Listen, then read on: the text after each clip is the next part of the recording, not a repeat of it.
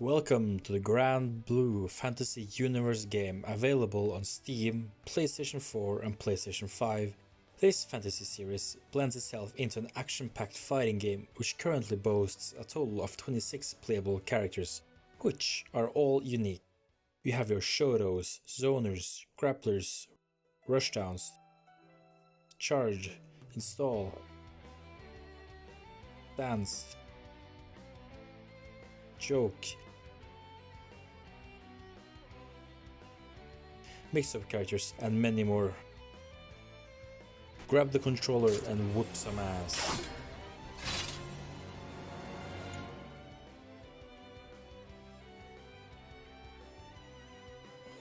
Lifespan and release. Granblue Versus was released February 6, 2020, just before the COVID period. Because the game was released at this time, the game was mostly pushed away and was kept a hidden gem because there was no tournaments to keep it alive. It has taken 3 years, but now, finally, the game is breaking through the shell and getting the love it deserves. It is getting a new big update which will add new mechanics and many more characters. Granblue has also reached its turn to get the official release of their own rollback netcode. What is rollback, you might ask? Well, rollback is a type of communication system used for online play which effectively reduces the perceived latency in the game, resulting in a much more responsive online multiplayer experience, even for players competing together from opposite sides of the world. Which is a lot better than the delay-based netcode most fighting games had until the COVID period, where fighting games slowly died out because no one had a good enough netcode. Now, how does delay-based netcode work? Well, delay-based netcode essentially works by making sure both players are in perfect sync. However, given the natural challenges of the internet, this doesn't always work out, especially when two people are across the world from one another. Essentially, how rollback works by essentially predicting what each player is going to do next, which direction they're going to input, or which buttons they're going to press. The rollback netcode has been through months of testing, and when it releases, we're also getting a huge update that will add the 25th character, Anila, and many new battle mechanics, which will spice up the gameplay and hopefully shoot the game up to the top where it belongs, with the likes of Street Fighter, Dragon Ball, Tekken and Smash Brothers. When you open the game for the first time, you will meet the announcements.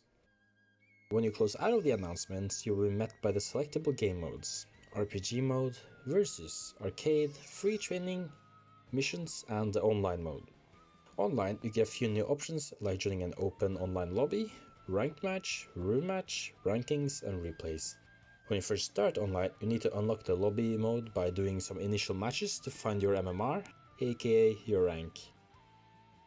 These options keep the main content, but in the main menu there is still a few options like the journal and customization tabs, which holds the gallery, glossary, replays, profile, and settings.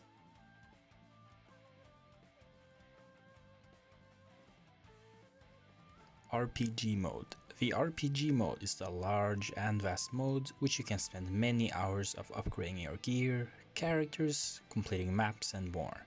The story mode, from what I experienced, is like playing a beat 'em up and fighter mixed into one, which is unexpectedly very relaxing.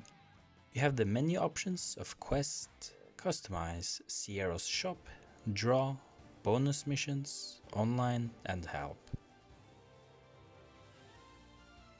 The option for Quest takes you to a screen with islands. You will explore these islands and unlock more characters, get items and stuff to make yourself stronger. If you go into one of these islands, there are a couple of missions before a boss battle. And later you will also get a few more extra quests on these islands, which then give you more supplies to upgrade your characters and give you more weapons. Inside the customization tab, you will find a few more options. You have characters, weapons, support skills, supplies, and battle stickers. Inside the characters tab, you will see the characters you have. The first ones you unlock are Gran, Catalina, and Lancelot. And then you have the weapons, which you will roll for in the free weapons draws. You have support skills, which are skills that can give you like small boosts to all allies in attack, heal them, lower the stats of enemies, etc. You also have the supplies, which are like, it just shows you the weapons you have, maybe some healing or skill jewels, which you can use to upgrade the weapons. Then you have the battle stickers, which are stickers you can use.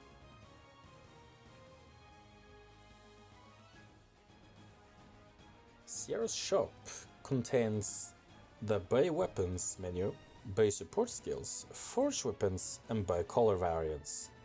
If you go into the buy weapons, you will see a couple of weapons which you can buy. There's a few maybe SSRs there or super rare. You have the buy support skills, which then contains a multiple of spells which can maybe revive you, etc. You have forged weapons, which is self-explanatory. You can forge weapons.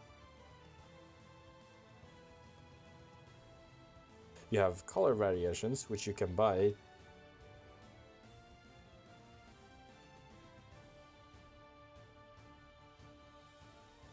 The draw select lets you draw. Here you will draw for weapons, since you will unlock characters over a period of time as you continue to play. Here you'll pull for weapons. You can do one pull or a single draw, then a 10-part draw. You get a guaranteed SR or SSI weapon. Then you have the bonus missions you can do while you're doing the quests in the quests tab.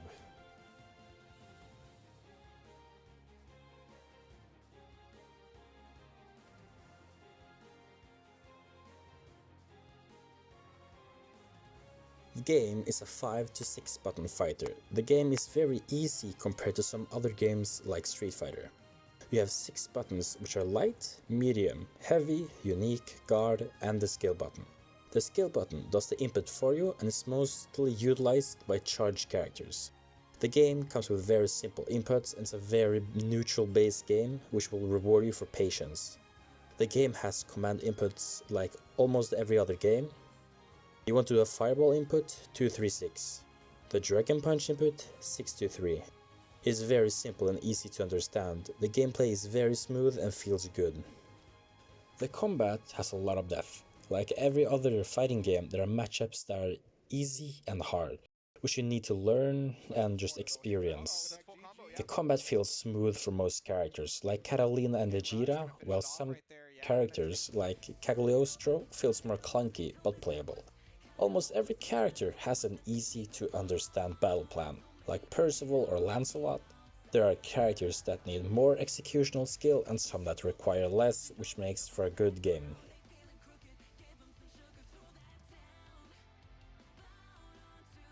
Conclusion: Granblue Versus is an amazing beginner's game for new players with simple and hard combos. A system that teaches you FGC terms and how to execute efficiently. The game has a wide roster, having something that will fit everyone, including a massive RPG mode which you can enjoy if you don't want to play the normal fighting game. The game is getting a massive update that will redefine the game and make it pretty much a better version of what it already is.